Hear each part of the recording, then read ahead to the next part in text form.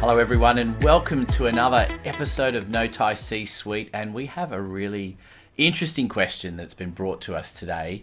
The HR essentials and the value they offer to small and medium enterprises, something we should all think about. So that is why we have invited a special guest today, Jackie Strachan. She's the founder and principal HR consultant at HR Tactics. And she's been doing this for 20 plus years. The business has been around for about 6 already. And I know she leads a whole team of HR consultants and looks very much in this SME space. So we thought she was a great person to have online and join us to discuss this important question for SMEs. Jackie, thank you so much for joining us. Oh, thanks for having me, Anthony. Very exciting to be here. Look, I think we've got to start with the basics really, because most of us that run a business, probably the last thing we think about is the need for HR. You know, particularly when you start off, and it's starting off on your own, and then you might add 1 or 2 people, and you think, oh, it's just a small team, you don't need to worry about it. But that's not necessarily the case, is it? There are the basics that you've got to have in place from the beginning. Yes, yeah, and it's so much easier to put them in place at the beginning and then start replicating as much as you can, rather than recreating the wheel from each time something new happens in the business. Yeah, so I guess I'll jump in with what we call the foundational areas of HR, which are really those essential areas. It comes down to recruitment, making sure you're getting the right people into the business. And then we move on to onboarding, which is a bit of a HR term. Onboarding is really getting those new starters onboarded into the organization, not just into how to do their role properly, but it's also psychologically onboarding them into the company and how the expectations of them as far as performance and conduct in the workplace. So we also call a foundational area the compliance area, which is getting more and more legal these days. You've got workplace health and safety legislation, and you've got the Fair Work Act and all the awards and the NES and all that sits in the legal side of HR. And 2 other areas that I would call foundational. They're not as essential when you're starting, when you're getting going, when you're starting to grow. But as you get to, say, 10, 15 employees plus, the 2 other areas I really encourage business owners to look at are engagement and well-being, employee well-being. So engagement is an area where it's about measuring what your employees are thinking and feeling about working there, so that you get a bit of a heads up as to what the red flags are, what's not working well, and you can start making headway on turning those situations around. And you get a heads up on what is working well, so that you can keep capitalizing on that. And that's by survey tools and things like that we use. And that other area I was talking about was well-being, employee well-being. So that's 20 years ago, HR just wasn't anything to do with well-being, wasn't anything to do with HR. But these days it's quite big, especially through COVID. Looking at how we can actually support the emotional well-being, physical well-being, mental well-being of our employees. It really does pay dividends for the business owner and the employee. So it's a win-win for everybody. But yeah, those areas, 5 areas of what we call the essentials. It's a big area to unpack initially, Yuri. I know you've got some thoughts on it. And I think that the one thing that I would say is that you don't want it to be overwhelming. You don't want that to be the thing that's going to put businesses off, because these are important areas, but they're things that you have to cover. I would like to add one more thing, especially for the companies starting 15 plus employees. One of very essential things from the operational perspective is the terms and procedures and clarity in people's roles and expectations. I don't know how much it relates to HR itself, but it's very important. Yeah, it's so important, Yuri, and that falls into a couple of areas. Two of which I've spoken about there: recruitment. So when you're recruiting somebody, before we go and whack an ad on Seek or start advertising, we make sure with our client that we've got the role actually analysed properly, and a position description, detailed, and we do all that for them. So we work with them to extract from their brains or from notes that they've got or previous position descriptions what they've got. We actually tailor up a detailed position description. And you mentioned something really interesting there, Yuri, which is, I guess it goes to the essence of what HR tactics is about. You mentioned the word clarity, and everything we do really is around clarity, creating clarity, but not just for the employees, but for the business owner. If you look at our website, we've actually made the whole website around how the business owner feels. Our business owners come to us because they're looking for clarity, they're looking for confidence, they're unsure, they're uncertain, whether they're compliant with fair work legislation. They're unsure whether they're why people that they're recruiting themselves keep leaving, things like that. So we actually create the systems and processes and documentation in those essential areas of HR that provide them the clarity. Eventually, it's about us stepping away. We come in, set all that up for them, and then we step away after we've upskilled them in how to manage that themselves. Or in some cases, we hire in a HR person who does it all for them on site. So a full-time HR person who then continues with what we've set up. So yeah, clarity is huge. It's most HR issues come from all those fires that HR people are putting out.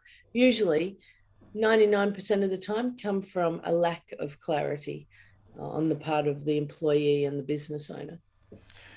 What I'm interested in as well is when's a good place to start, because do you wait till you've got 2 or 3 employees? Do you start before you hire the first one? When do you sort of recommend as the ideal starting point? And I suppose the other question is then when seems to be that you get the call? Is it at the ideal point, or is it a bit later? It's usually a bit later, which is fine. I find most of our clients haven't actually worked in businesses, not all of them, but most of them haven't worked in businesses where they've had a HR manager. So often they're not really sure maybe what a HR person does and what the value is that it can bring to their business. So they handle it all themselves in the beginning. But there's at the beginning, when you've only got 1 or 2 or 3 people, you really don't need to do that much. There's not that much that all these things that I'm talking about. There's little bits in each of those 5 areas, like getting in recruitment, getting the PD right, running a good recruitment campaign, onboarding. That's about making sure that they actually understand their role, they're shown around, maybe some health and safety things that they're taken through. It doesn't need to be bigger than necessary. So I'm not sure if that's answered your question, but yeah, most people do come to us when there's a fire that's started, when there's an employee issue that's come about and they don't want it to happen again. So we put the fire out, we fix things up, and then put systems and documentation in place so it doesn't happen again. So the ideal starting point, though, would be before you hire the first person, right?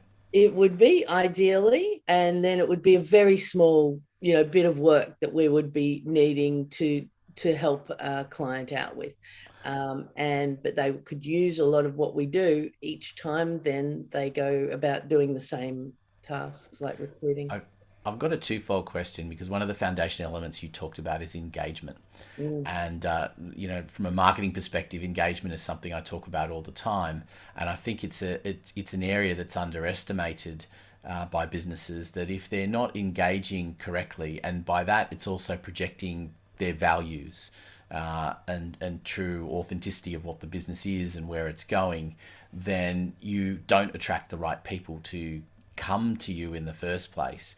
And I think that's an area, isn't it, that really needs a lot more focus than perhaps businesses actually give it. Engagement is all the way through what they call the employee life cycle. The level of engagement, somebody who's working with you on day one, or 6 months in, a year in, the whole time they're with you, can actually be impacted by the level of engagement you brought about through the recruitment process. So how we write ads, how we are on the phone when we're screening them, putting ourselves forward as a representative of the company or the business owner, whoever's on the call, every interaction with someone before they're even an employee can impact the level of engagement you will get throughout the tenure. And it impacts their level of commitment, loyalty. It impacts the level of what we call presenteeism. That's the people who are there at work but they're really not all that productive. Absenteeism.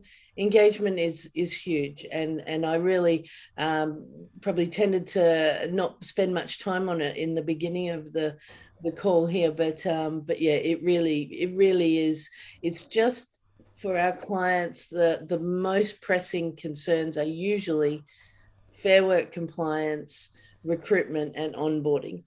And then once we get the systems and processes in place there, and we start to get the client to lift their head a little and go, okay, let's find out what people are thinking and feeling about how they were recruited, how they were onboarded, what they think about safety, how we manage safety here. Every aspect of their experience as an employee we can measure. And finally, it's one way to put some data around HR, because it is a hard area to measure. So engagement is quite fascinating, and it helps us plan ahead. But it's often not the first thing. You're right. It's not the first thing that business owners, especially those who haven't worked with HR departments before, it's not the first area that they look to. It's a bit of an area that we have to persuade them the value of having these insights. But once we do, and we get one engagement survey or culture survey or attitude survey and the data back, it blows their mind how the insights that they can get anonymously from their staff. I think often businesses think about marketing, particularly in an external way, but and thinking about it in terms of clients. But in fact, you're marketing towards your existing staff and potential staff. Mm-hmm. It's an important element to consider in what you're doing all the time. That hopefully gets you ahead to attract the right people, because there's nothing worse than having. Sometimes you can have the best qualified people, but completely in the wrong positions because of the business and values don't align with their own.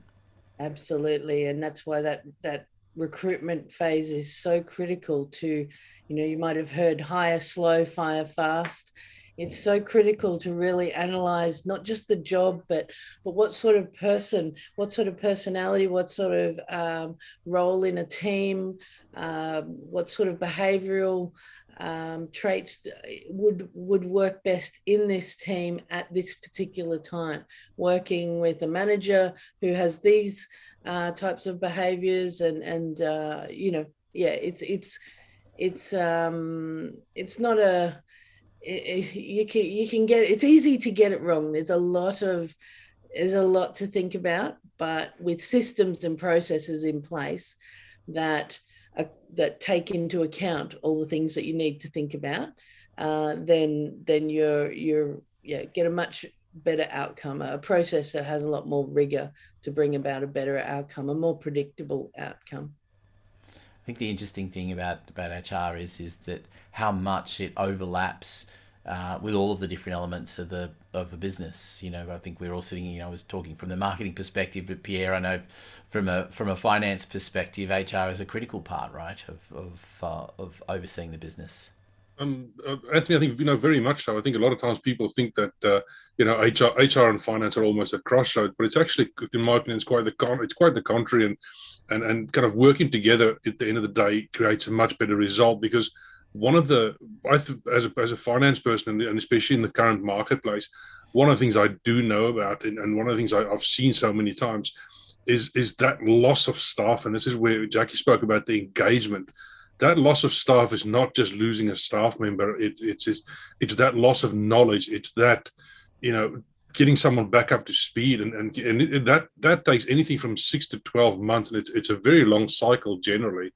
And I don't know, Jackie, I don't know what you've found in the past with that engagement, and once a person disconnects, and the effort involved in getting them reconnected into the business is just immense. Mm-hmm. It sure is. And there can be money hemorrhaging out of the business over time, an untrained eye sort of thing.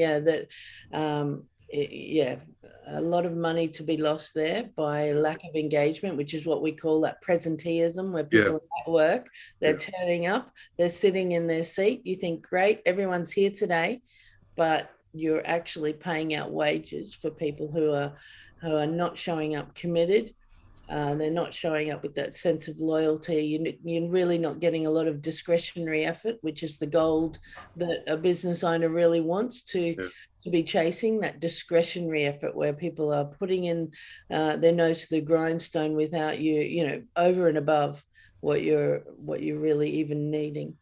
Yeah. And then potentially as a follow-up, Jackie, just do you guys have any systems in place, or have you worked with guys before where you're measuring that actual productivity of the employee? And I'm asking this more to the background of, call it, the change from 2 to 3 years ago, where the mentality was almost our bums on seats means they're working hard, versus then moving into COVID, where all of a sudden there are no bums on seats because they're all at home and at all different times.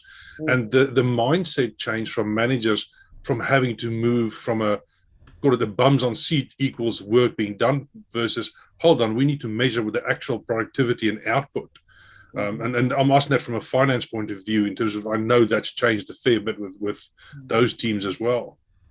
Well, it's not a one size fits all. It would be great if it is, but I think if HR was one size fits all, I probably wouldn't be in it. I do love the ambiguity of every single job, or every single person, or every single client is different. So we have to tailor what we do to it. In some roles, it's much easier to measure productivity, and put numbers around it, and while others it's less easy. But where we get these, remembering that, I guess, our target market, our ideal clients, are those that have probably never had performance review processes, or performance appraisal is sort of a word that's used. We try to move away from that, because, as I say, a lot of our clients haven't had that structured process, meetings, once a year and stuff. We move to more the check-in idea, where there's no use in getting people freaking out and worried about having their performance review. It's about checking in. It's about creating a space to engage with your employee. And over time, from your discussions about what's on their position description, how they're going, how they think they're performing on those aspects of the role, how they think they're performing or conducting themselves as far as meeting the behavioral expectations, whether you've got organizational values and specifics, and then how the manager might reflect on how that employee is tracking on those very same things, and creating conversations in a safe space to talk about that, and opportunities to develop further. That, for the size clients that we work with, is really the ideal way to be measuring performance. Rather than hitting people between the eyes with this structured performance review on all these rating scales, and it gets a bit, and some might want to have salary, so remuneration tied to the outcomes of those meetings. That, I think, in time, but it's certainly not where we recommend how we recommend they measure performance to begin with. Geez, there's so much to unpack there, Jackie, and I really appreciate the insights. I think we could probably talk for hours and hours. There's so many things to cover, and I think we didn't even touch on areas like these days having to cater for remote working as well, which adds another interesting thing into the mix. So maybe that's something we'll put aside and talk on another time. I just wanted to give everyone a few seconds just to wrap up, and certainly from my perspective, marketing and HR need to sit alongside of one another, because the quality of your marketing will help determine the quality of the staff that you're going to get and maintain as well. So Uri, any final thoughts from your end? Well, as Jackie and Pierre said, that HR pretty much ties to every area of the business, and first of all, it's a process. It needs a process behind it. It has to be process driven, not the chaotic just to fill the gaps. It needs to be planned, scheduled, and organized. Yeah, look, I think from my side, I think just to say thank you to Jackie for the insights. I think, I think the financial impact of a good HR system and having good HR support is just immeasurable in any business. So. And I'm sorry, I'll just butt in there, Pierre. I didn't even touch on automating HR. That's another way we can save dollars at the right time in the business, with the right numbers of employees. Yeah. They start getting bigger. If we can implement a HR system that just shaves off a lot of money for that definitely helps. Yeah.